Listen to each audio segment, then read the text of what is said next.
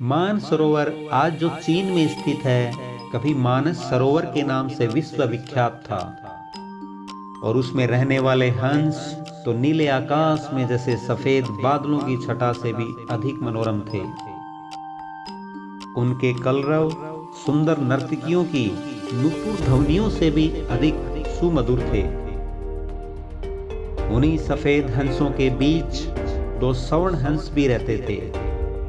दोनों हंस बिल्कुल एक जैसे दिखते थे और दोनों का आकार भी अन्य हंसों की तुलना में थोड़ा बड़ा था। दोनों समान रूप से गुणवान और सीलवान भी थे। फर्क था तो बस इतना कि उसमें एक राजा था और दूसरा उसका वफादार सेनापति। राजा का नाम युधिष्ठिर था और सेनापति का नाम सुमुख था। दोनों हंसों की चर्चा देवों, नागों, यक्षों और विद्याधर ललनाओं के बीच अक्सर हुआ करती थी। कालांतर में मनुष्य योनि के लोगों को भी उनके गुण सौंदर्य का ज्ञान होने लगा। वाराणसी नरेश ने जब उनके विषय में सुना तो उसके मन में उन हंसों को पाने की प्रबल इच्छा जागृत हुई। तत्काल उसने अपने राज्य में मानस सदृश एक मनोरम सरोवर का निर्माण करवाया, जिसमें हर प्रकार के आकर्षक जलीय पौधे और विभिन्न प्रकार के कमल जैसे पद्म, उत्पल, कुमुद, पुंडरीक, सौगंधिक, तमरस और कहलर विकसित करवाए। मत्स्य और जलीय पक्षियों की सुंदर प्रजातियां भी वहां बसाई गई। साथ ही राजा ने वहां बसने वाले सभी पक्षियों की पूर्ण सुरक्षा की भी घोषणा करवाई, जिससे दूर दूर से आने वाले पंछी स्वच्छंद भाव से वहां विचरण करने लगे। एक बार वर्षा काल के बाद जब हेमंत ऋतु प्रारंभ हुआ और आसमान का रंग बिल्कुल नीला होने लगा, तब मानस के दो हंस वाराणसी के ऊपर से उड़ते हुए जा रहे थे। तभी उनकी दृष्टि राजा द्वारा निर्मित सरोवर पर पड़ी।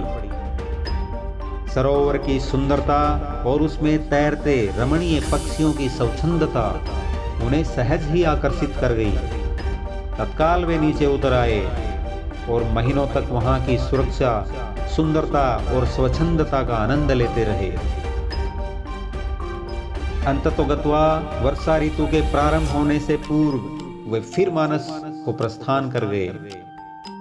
मानस पहुंचकर उन्होंने अपने साथियों के बीच वाराणसी के कृत्रिम सरोवर की इतनी प्रशंसा की कि सारे के सारे हंस वर्षा के बाद वाराणसी जाने को तत्पर हो उठे। हंसों के राजा युधिष्ठिर और उसके सेनापति सुमुख ने अन्य हंसों की इस योजना को समुचित नहीं माना। युधिष्ठिर ने उनके प्रस्ताव का अनुमोदन न करते हुए यह कहा कि पंछी और जानवरों की एक प्रवृत्ति होती है, वे अपनी संवेदनाओं को अपनी चीखों से प्रकट करते हैं, किंतु जंतु जो कहलाता है मानव बड़ी चतुराई से करता है अपनी भंगिमाओं को प्रस्तुत, जो होता है उनके भावों के ठीक विपरीत। बात तो बिल्कुल सही थी। फिर भी कुछ दिनों के बाद हंसराज को हंसों की जिद के आगे झुकना पड़ा और वह वर्षा ऋतु के बाद मानस के समस्त हंसों के साथ वाराणसी को प्रस्थान कर गया। जब मानस के हंसों का आगमन वाराणसी के सरोवर में हुआ और राजा को इसकी सूचना मिली, तो उसने अपने एक निषाद को उन दो विशिष्ट हंसों को पकड़ने के लिए नियुक्त किया। एक दिन युधिष्ठिर जब सरोवर के तट पर स्वच्छंद भ्रमण कर रहा था, तभी उसके पैर निषाद द्वारा बिछाए गए जाल पर पड़े। अपने पकड़े जाने की चिंता छोड़ उसने अपनी तीव्र चीखों से अपने साथी हंसों को तत्काल वहां से प्रस्थान करने को कहा, जिससे मानस के सारे हंस वहां से क्षण मात्र में अंतर्ध्यान हो गए। रह गया तो केवल उसका एकमात्र वफादार हम सकल सेनापति सुमुख। हंसराज ने अपने सेनापति को भी उड़ जाने की आज्ञा दी, मगर उसने दृढ़ता के साथ अपने राजा के पास ही जीना मरना उचित समझा। निषाद जब उन हंसों के करीब पहुंचा तो वह आश्चर्यचकित रह गया। क्योंकि पकड़ा तो उसने एक ही हंस था, फिर भी दूसरा उसके सामने निर्भीक खड़ा हुआ था। निषाद ने जब दूसरे हंस से इसका कारण पूछा तो वह और भी चकित हो गया, क्योंकि दूसरे हंस ने उसे यह बताया कि उसके जीवन से बढ़कर उसकी वफादारी और स्वामी भक्ति है। एक पक्षी के मुख से ऐसी बात सुनकर निषाद का हृदय परिवर्तन हो गया। वह एक मानव था, किंतु मानव धर्म के लिए वफादार नहीं था। उसने हिंसा का मार्ग अपनाया था और प्राणातिपात से अपना जीवन निर्वाह करता था। शीघ्र ही उस निषाद ने अपनी जागृत मानवता के प्रभाव में आकर दोनों ही हंसों को मुक्त कर दिया। अब दोनों हंस कोई साधारण हंस तो थे नहीं। उन्होंने अपनी दूरदृष्टि से यह जान लिया था कि वह निषाद निसंदेह राजा के कोप का भागी बनेगा। अगर निषाद ने उनकी जान बख्शी थी तो उन्हें भी निषाद की जान बचानी थी। अतः तत्काल वे निषाद के कंधे पर सवार हो गए और उसे राजा के पास चलने को कहा।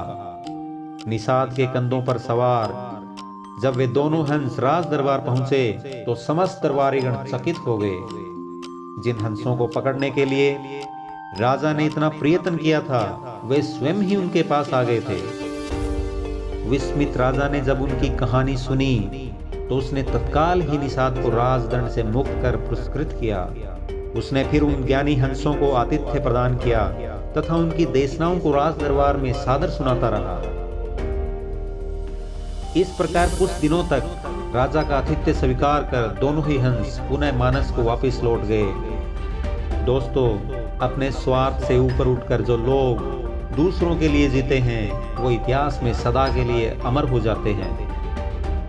इस कहानी में सेनापति सुमुख चाहता तो आसानी से अपने राजा को वहां मुसीबत में अकेला छोड़कर अपना जीवन बचा सकता था, लेकिन उसने ऐसा नहीं किया और परिणाम स्वरूप उसने न केवल अपने राजा की जान बचाई वरन निषाद को भी राज्य दंड से बचा लिया और अपनी वफादारी की मिसाल कायम की। इस कहानी में हमें हंसों के राजा युधिष्ठिर की भी अपनी प्रजा के प्रति वफादारी देखने को मिलती है, जिसमें वो खुद जाल में फंसने के उपरांत अपनी प्रजा के जीवन को बचाने के लिए उनको तत्काल वो मानस सरोवर त्याग देने को कहता है। निषाद द्वारा दिए गए हंसों को जीवन दान का बदला भी उन दोनों हंसों ने निर्भीकता से राजा के सामने उपस्थित होकर निषाद पर उपकार किया, जबकि ऐसा करने पर उन दोनों को अपनी जान से हाथ धोना पड़ सकता था। मित्रों, पन्नाधाय का नाम कौन नहीं जानता, जिसने मेवाड़ राजवंश को बचाने के लिए या यूं कहें कि राष्ट्रभक्ति और वफादारी निभाने के लिए अपने निज पुत्र का बलिदान दे दिया और इतिहास में सदा सदा के लिए अमर हो गई। दोस्तों, अगर आप चाहते हैं पन्नाधाय पर कहानी तो कमेंट बॉक्स में जरूर बताएं। हम आपके लिए जल्द ये कहानी लेकर आएंगे।